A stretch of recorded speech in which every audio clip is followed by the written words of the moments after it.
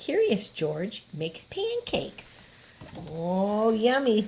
It's like he's putting some blueberries on there. This is George. George was a good little monkey. He was always very curious. One morning, the man in the yellow hat woke George early. "Time to get up, George," he said. "A pancake breakfast. We're going to have pancakes for breakfast today." Well, that's cool. George loved the pancake breakfast. It was a fundraiser held every year to make money for special programs at the Children's Hospital. Besides eating pancakes, there were all kinds of games to play. Even the mayor came to play and eat, but first he had to gave a welcome speech. Wow, big parade. "Thanks for coming," said the mayor. "We appreciate your generous support." He thanked all the volunteers who were helping that day, and finally he said, "Please enjoy yourselves and pancakes." When the mayor finished, the man with the yellow hat said, "George, I'm going to buy our tickets. Please wait here and don't be too curious." George waited like a good little monkey, but something smelled good. Could it be the pancakes? Uh-oh, George was curious. He followed that delicious smell and found a whole griddle full of pancakes.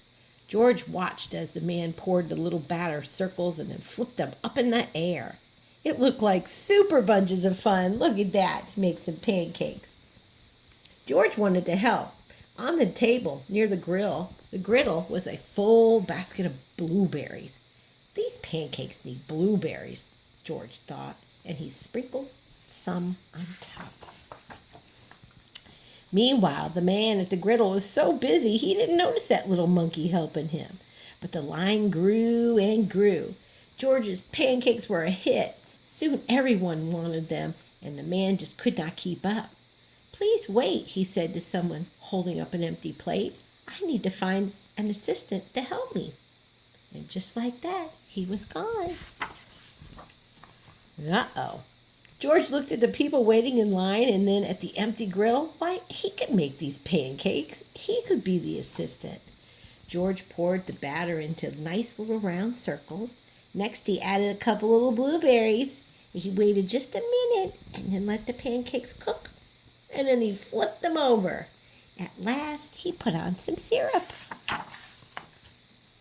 The line for pancakes was just enormous, but with all four hands going, George made quite a chef. And no one's plate was empty for too long. "I've been coming for breakfast for this for years," said a man, "but I have never seen pancakes made like this before." "I've never eaten so many pancakes before," said a girl. "I didn't even like pancakes before," said another. And they all lined up for more. When the man returned with his new assistant, he was shocked to see that the monkey was making pancakes. "This is no place for a monkey," so he began to chase George off. George hadn't meant to cause any trouble. He only wanted to help. Now the only one had to get away. Quickly, George found a place to hide, and the man and his assistant ran right on by. But where did George go?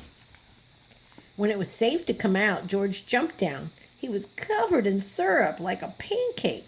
He was sticking to everything. George was curious. Could these napkins help keep him clean? No. No, the napkins only made it worse. And then George needed to get some water to wash with. Why, here's the perfect place. So George climbed in. This would do the trick for a sticky monkey. Well, George sat on the bench and splashed himself with water. Uh-oh, and then all of a sudden, splash! George was in the water. What a surprise. George climbed up again and splashed back down. He'd never been in a dunk tank before, but he's never had so much fun getting clean. Soon everyone was having fun, and the line at the dunk tank grew even longer and longer than the line for pancakes. Later, the mayor came by. "I've heard all about your delicious pancakes. You've made our fundraiser the biggest success. I have a very special favor to ask of you." Well, at the end of the day, George got a present. George got to present the money from the fundraiser to the president of the hospital. "Thank you, George. "This has been the best year ever," she said. "Will you come back next year to make some pancakes?" George nodded, and everyone cheered. The end. Thank you for reading with me.